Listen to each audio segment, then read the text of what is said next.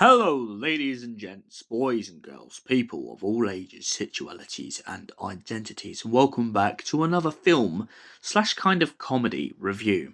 And today's film comedy is The Producers. So, what is The Producers about? Well, let's break it down for you very quickly. You have a naughty slash obsessed with trying not to get arrested producer, and you have his lawyer.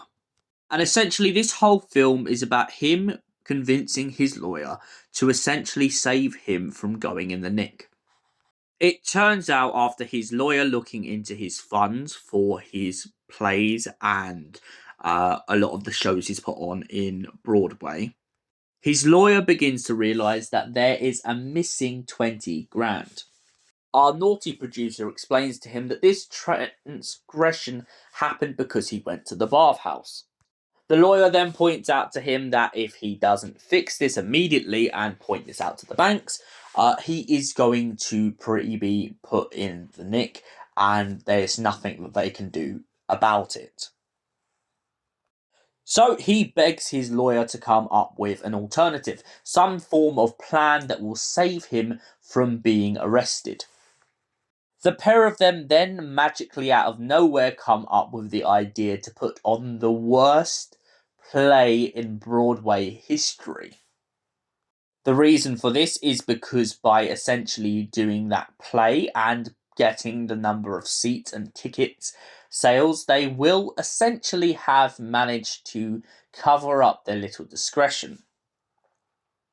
However, the play goes even more south when they decide that they want to do a Nazi-themed play. Now, of course, the lawyer, being happy to go along with the scandal, is all happy until they go to this Nazi guy's house. And when they get there, the Nazi guy decides to give them swastikas to wear on their arms.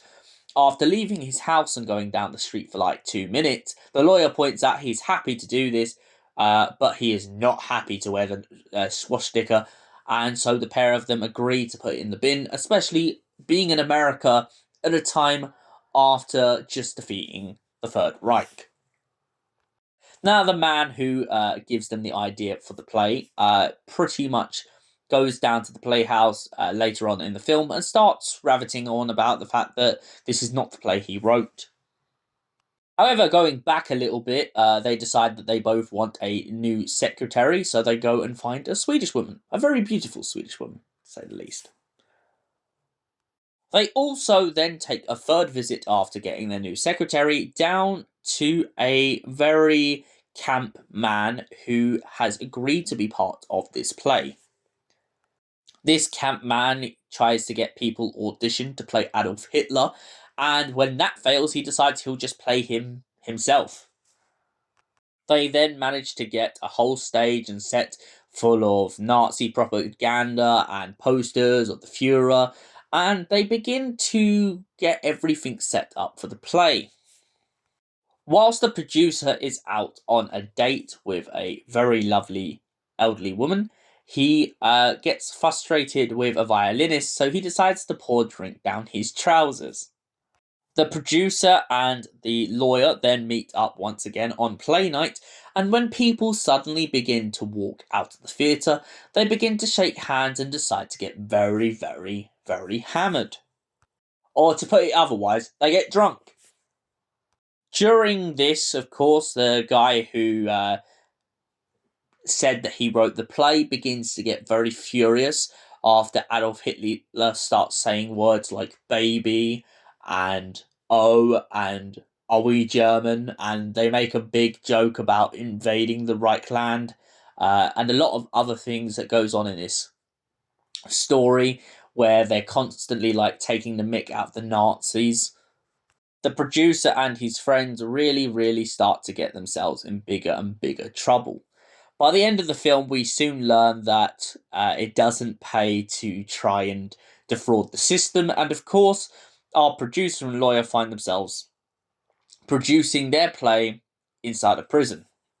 So I guess the message that you can take away from this film, folks, is pay your taxes and try to pay your bills and make sure you keep on top of your own money. So, The producers overall, what did I think of this film? It's ambitious, it's blunt, and most importantly, I like the kind of back and forth relationship between the lawyer and the producer in this film. Would I say it's as great as some other Gene Wilder films out there and Mel Brooks films? Not really, personally. I feel like it's got a great bit of strength going for it with the constant dirty innuendos and really just kind of calling the producer a bit of a creep.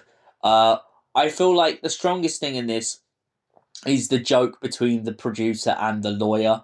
When the producer points out that he's got the lawyer working for him, so if they ever caught any of the lawyers out, they could kind of joke and say, well, your boss is out, what's he doing out of the office? However, I feel like some of the scenes where it gets a bit too naughty with, like, the secretary and a lot of the other characters, I just feel like they feel very unnecessary.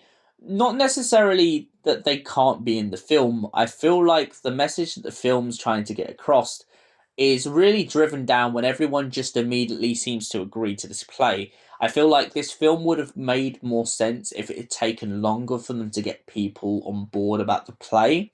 Um, I do like the message though, where they kind of get too hammered and then eventually get caught out for trying to defraud the system. However, I feel like they try in this film too much to make it seem too easy for people to get a Broadway show. Now, fair enough, the producer in this character is a very well-known producer. That's what they're trying to say. But I feel like with him saying that the only thing he gets in life is desperate old women coming to his door, kind of makes it seem like he's not as vulnerable as he is once we realise how quickly he got a Broadway show. However, I would definitely say that Gene Wilder blows it out the park with his performance. From going from a crying little boy who wants his blankie to a lawyer who is trying to question his morals on how far he can go with the production. I also like that before that they get any trouble, they almost get shot by the guy who pretty much said he wrote the play. It really kind of hammers out not just the fact of people defrauding the system, but people also respecting people's writing. Often, sometimes in productions, people's writing will be overlooked or not looked at enough, or maybe it will just be completely scrapped, and yet they still claim to be telling the same story. But overall, for both of their performances and the performance of all the cast in this, I would have to give this a solid 7 out of 10. Thank you for watching, and we'll see you in the next film review. Until then, goodbye, stay beautiful, and have an incredible, incredible night.